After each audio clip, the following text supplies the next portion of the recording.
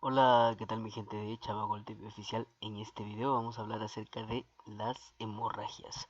Y bueno, vamos con el video. En primero vamos a ver qué es una hemorragia. La hemorragia va a ser la salida abundante de sangre de nuestro sistema cardiovascular. Recordemos que nuestro sistema cardiovascular está compuesto por corazón y nuestros diversos sanguíneos que recorren todo nuestro cuerpo, y esa salida provocada por una ruptura de alguno de los vasos sanguíneos como venas, arterias o capilares, la vamos a denominar hemorragia, determinando que etimológicamente la palabra hemo o hema significa sangre y la palabra ragia significa salida abundante. Vamos a tener que sería por etimología salida abundante de sangre, ¿no? O ragia también lo conocen como emanación, ¿no? Emanación de sangre diría también. Entonces eso es básicamente el concepto. Las causas, bueno, vamos a tener de diferente tipo: traumática o patológica. Traumática básicamente utilizada por causada, perdón, por un agente traumático, por ejemplo cuando alguien te hace la herida o por un accidente, y esos accidentes, bueno, ya son piedras, botellas, accidentes de tránsito, etcétera. O patológicas, algunas enfermedades, por ejemplo como la hemofilia, ¿no? Ahora, los tipos de hemorragia tenemos eh, hemorragia interna, hemorragia exteriorizada y hemorragia externa. Aquí tenemos, por ejemplo, que la hemorragia interna, el sangrado va hacia las cavidades internas del cuerpo, por lo que va a ser difícil ubicar dónde exactamente se está dando la hemorragia, ¿no? Las exteriorizadas van a ser también internas, producidas por la ruptura de algún vaso sanguíneo, pero van a tener salida. ¿A través de qué? A través de un orificio natural, ¿sí? Como por ejemplo la boca, las orejas, la nariz, por nuestro ano, por nuestro aparato reproductor, ya sea vagina o por el pene, ¿no? Cuando estamos hablando en aparato reproductor, estaríamos hablando que, por ejemplo, la mujer haría metrorragia, ¿no? El hombre o la mujer también harían hematuria, ¿sí? Si estamos hablando de boca, a nivel de boca, cuando la sangre sale de la boca, podríamos hablar de una hemoptisis, ¿no? Tos con sangre, o una hematemesis, un vómito con sangre. Cuando hablamos de salida de sangre por el oído, por ejemplo, estamos hablando de una otorragia. Y aquí tenemos, por ejemplo, los ejemplos que yo había dado: metorragia, ¿no?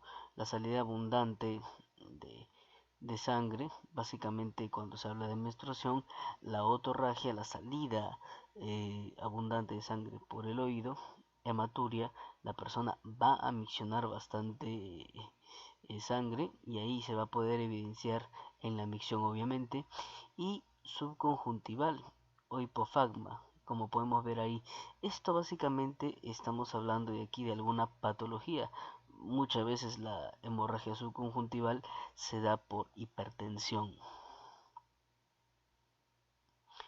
Ahora tenemos las hemorragias externas, que por el tipo de vasos sanguíneos se van a diferenciar en hemorragias capilares, venosas y arteriales. ¿Pero qué son las hemorragias externas? Van a ser producidas por la ruptura de vasos sanguíneos a través de la piel. Aquí vamos a estar hablando que hay un orificio de salida, ¿sí? Y ese orificio de salida básicamente es la herida. Vamos a hablar ahora de la hemorragia capilar. Es la más frecuente y la menos grave, es la que básicamente nos hacemos al hincarnos un dedito levemente, de repente nos caemos y nos hacemos un raspón, etcétera. Esa básicamente sería la capilar, no es absolutamente nada alarmante y es de fácil recuperación simplemente con una pequeña presión. Tenemos la hemorragia venosa, que sale de forma continua pero sin fuerza, ¿no? Vamos a ver que por ser una vena, sangre contaminada, va a ser de color rojo oscuro.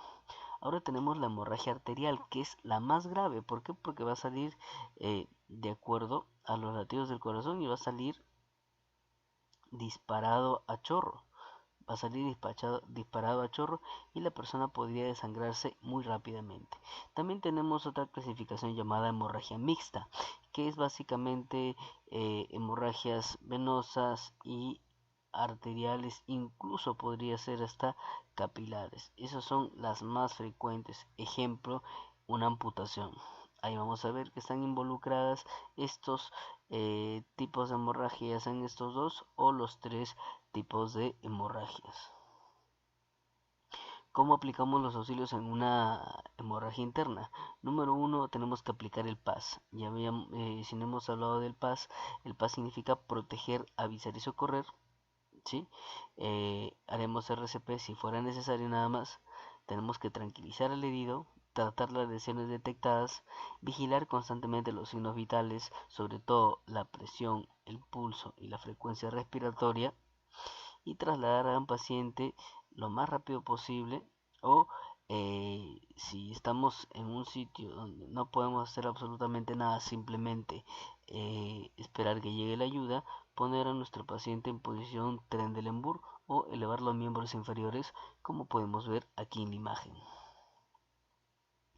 La hemorragia externa es un poco más sencilla, entre comillas, de tratar. Básicamente, cómo se va a detener una hemorragia externa. Que yo tengo una hemorragia, hago simplemente presión. ¿Sí? Presión con una gasa, con un trapo, etcétera. Que ese trapo o esa gasa primera empieza a humedecer con más sangre, pongo otra, sin quitar la anterior, pongo otra, y de preferencia para no quedar inutilizado, para poder yo hacer más acciones, evaluar a la víctima, etcétera, trataría con una venda o con un trapo hacer un vendaje compresivo. Lo segundo que yo voy a hacer es la elevación del miembro, como podemos ver también aquí en la imagen derecha. Vamos a elevar el miembro, ¿sí? Como tercera medida, lo que nosotros vamos a hacer es la compresión digital. ¿Sí? Si la hemorragia continúa, nosotros aplastaremos o presionaremos los puntos de donde nosotros tengamos una arteria muy cercana, como por ejemplo en cuanto al brazo, nuestra arteria braquial, en la pierna, la arteria femoral. Sí, básicamente va a ser de acuerdo a donde tengamos la hemorragia. También puede ser la arteria axilar o la arteria subclavia. ¿En qué caso nosotros podemos utilizar el torniquete? El torniquete lo vamos a utilizar como último recurso siempre y cuando estos tres métodos previos que acabo de mencionar, la presión directa con gasas, la elevación del miembro y la presión indirecta digital, que es presionar la arteria más cercana, ahí recién vamos a hacer el torniquete. ¿Y por qué como último recurso? Porque recordemos que si bien es cierto va a detener la hemorragia, lo que también está haciendo es colapsando todo tipo de riego sanguíneo hacia ese miembro. Entonces podríamos hacer sin querer una gangrena. O sea, el tejido se va a necrosar, se va a morir y vamos a tener que amputarle.